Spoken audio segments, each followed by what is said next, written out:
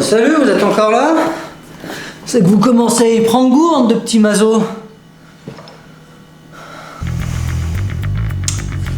Bon, attendez 2 secondes, je reviens.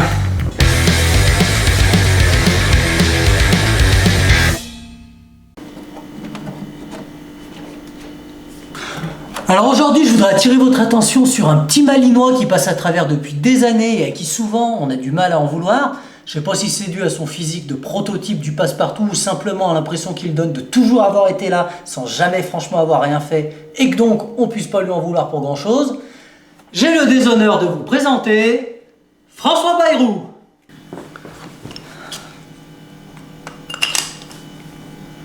Le mec, c'est quand même la personnification de ce que dans le championnat de foot français on appelle le ventre mou. Jamais rien gagné, pas franchement perdu non plus. Rajoute à ça, pas totalement de droite, mais alors quand même encore moins de gauche. Une dégaine de je peux pas faire mal, mais alors comptez pas sur moi pour faire monter la sauce. Bref, la figure du centre français depuis 40 berges.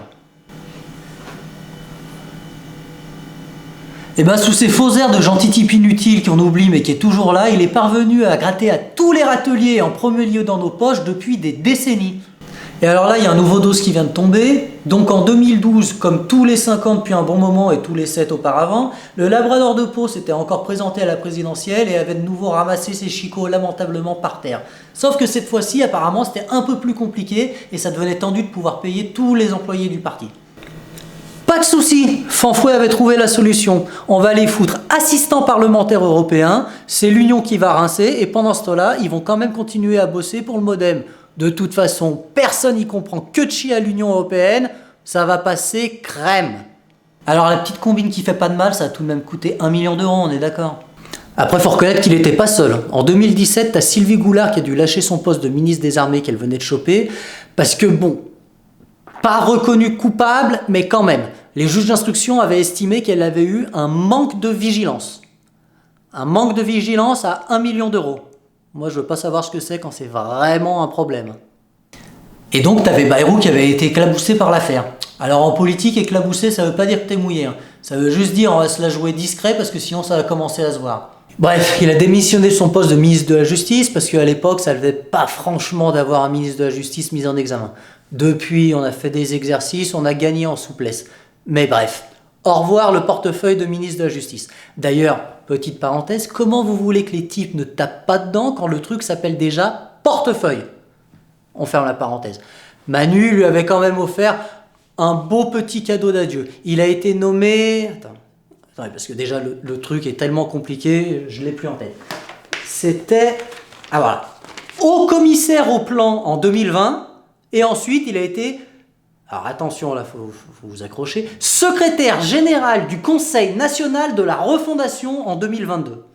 Et enfin, pour pas qu'il se sente tout de même lésé, le bichon, au mois de janvier de l'année dernière, on lui a mis une petite barrette de la Légion d'honneur.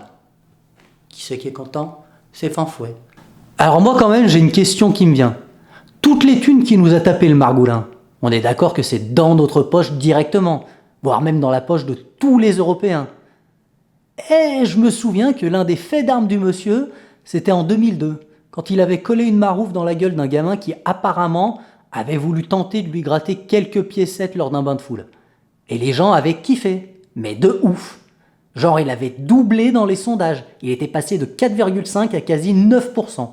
En soi, je peux comprendre, le type avait l'aura d'une guimauve oubliée derrière le pare-brise un mois de juillet, et d'un seul coup, bim, il y a de la coronesse qui pousse, le gonce, c'est Lino qui t'aligne à Gianni, il prend en épaisseur.